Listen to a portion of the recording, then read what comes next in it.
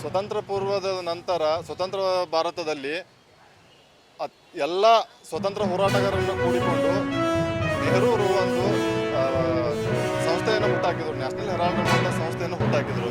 ಸ್ವತಂತ್ರ ಹೋರಾಟದಲ್ಲಿ ಭಾಗಿಯಾದಂಥ ಸುಮಾರು 1500ಕ್ಕಿಂತ ಹೆಚ್ಚು ಹೋರಾಟಗಾರರ ಅಭಿವೃದ್ಧಿಗೋಸ್ಕರ, ಅವರ ಕಲ್ಯಾಣಕ್ಕೋಸ್ಕರ ಹುಟ್ಟುಹಾಕಿದಂಥ ಈ ಸಂಸ್ಥೆಯನ್ನು ನೆಹರೂರವರು ಬರ್ತಾ ಬರ್ತಾ ತಮ್ಮ ಕುಟುಂಬದ ಆಸ್ತಿಯನ್ನಾಗಿ ಪರಿವರ್ತಿಸಿ ಈಗ ಅದನ್ನು ತಮ್ಮ ಇನ್ನೊಂದು ಲಾಭದಾಯಕ ಸಂಸ್ಥೆಯಲ್ಲಿ ಹುಟ್ಟು ಹಾಕಿ ಆ ಸಂಸ್ಥೆಯ ಎಲ್ಲ ಷೇರುಗಳನ್ನು ತಮ್ಮ ಕುಟುಂಬದ ಇನ್ನೊಂದು ಸಂಸ್ಥೆಗೆ ವರ್ಗಾಯಿಸಿ ಸುಮಾರು 2,000ಕ್ಕಿಂತಲೂ ಹೆಚ್ಚಿಗೆ ಕೋಟಿ ಹಣವನ್ನು ಆ ಸಂಸ್ಥೆಯ ಮೂಲಕ ಪರಭಾರೆ ಮಾಡಿಕೊಂಡು, ಅಕ್ರಮವಾಗಿ ಪರಭಾರೆ ಮಾಡಿಕೊಂಡು ಆ ಸಂಸ್ಥೆಗೆ ತೀವ್ರವಾದಂಥ ನಷ್ಟವನ್ನು ಉಂಟು ಮಾಡಿ ಆ ಸಂಸ್ಥೆಯಲ್ಲಿರುವಂಥ ಎಲ್ಲ ಆಸ್ತಿಗಳನ್ನು ತಮ್ಮ ಸ್ವಹಿತಕ್ಕಾಗಿ ಬಳಸಿಕೊಂಡು ಆ ಸ್ವತಂತ್ರ ಹೋರಾಟಗಾರರ ಅಭಿವೃದ್ಧಿಯನ್ನು ಕಡೆಗಣಿಸಿ ಈಗ ಈ ನ್ಯಾಷನಲ್ ಹೆರಾಲ್ಡ್ ಅನ್ನುವಂಥ ಈ ಸಂಸ್ಥೆಯಲ್ಲಿ ಸೋನಿಯಾ ಗಾಂಧಿ ಹಾಗೂ ಮತ್ತು ರಾಹುಲ್ ಗಾಂಧಿ ಅವರು ಅಕ್ರಮವಾಗಿ ಭಾಗಿಯಾಗಿ ಮನಿ ಲ್ಯಾಂಡ್ರಿಂಗ್ ಮುಖಾಂತರ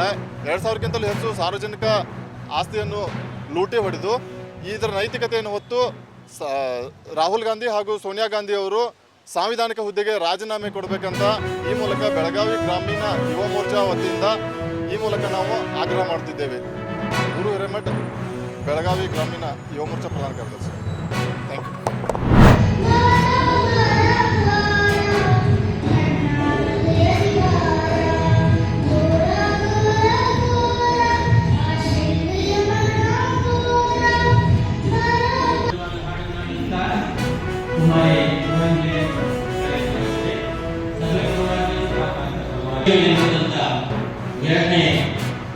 ರಾಜನಿಗೂ ಶುಭ ಶುಕ್ರವಾರದ ಶುಭಾಶಯಗಳು. ನಾನು ಮೆಥೋಡಿಸ್ಟ್ ಸೆಂಟ್ರಲ್ ಚರ್ಚ್ ಬೆಳಗಾವಿ ಈ ಸಭೆಯ ಪಾಸ್ಟರ್ ಆಗಿ ಇವತ್ತು ಶುಭ ಶುಕ್ರವಾರದ ವಿಶೇಷ ಕುರಿತು ನಿಮ್ಮೊಂದಿಗೆ ಕೆಲವು ವಿಚಾರಗಳನ್ನು ಹಂಚಿಕೊಳ್ಳಲು ಇಷ್ಟಪಡುತ್ತೇನೆ.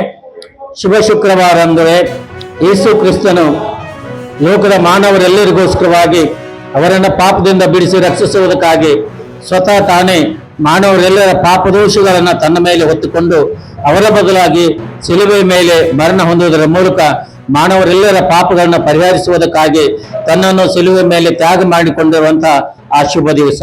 ಅದಕ್ಕಾಗಿ ಅದನ್ನು ನಾವು ಶುಭ ದಿವಸ ಎಂಬುದಾಗಿ, ಶುಭ ಶುಕ್ರವಾರ ಎಂಬುದಾಗಿ ಕರೀತೇವೆ. ಶುಕ್ರವಾರ ದಿವಸ ಯೇಸು ಸ್ವಾಮಿ ಶಿಲುಬೆ ಮೇಲೆ ಏರಿಸಲ್ಪಟ್ಟು ತನ್ನ ಪ್ರಾಣವನ್ನು ಕೊಡ್ತಾನೆ. ಯೇಸು ಸ್ವಾಮಿಯ ಉದ್ದೇಶವೇನು ಅಂದರೆ, ಆತನು ಸ್ವತಃ ದೇವರಾಗಿದ್ದರು, ಪರಲೋಕದ ಸಕಲ ವೈಭವವನ್ನು ತ್ಯಾಗ ಮಾಡಿ ಮನುಷ್ಯನಾಗಿ ಲೋಕದಲ್ಲಿ ಜನಿಸಿ ಬಂದು ಮಾನವರ ಮಧ್ಯದಲ್ಲಿ ಜೀವಿಸಿ 33 ವರ್ಷ ಈ ಲೋಕದಲ್ಲಿದ್ದು ಮಾನವರ ಕಷ್ಟ ದುಃಖಗಳಲ್ಲಿ ಭಾಗಿಯಾಗಿ ಅವರ ಸಮಸ್ಯೆಗಳಲ್ಲಿ ಭಾಗಿ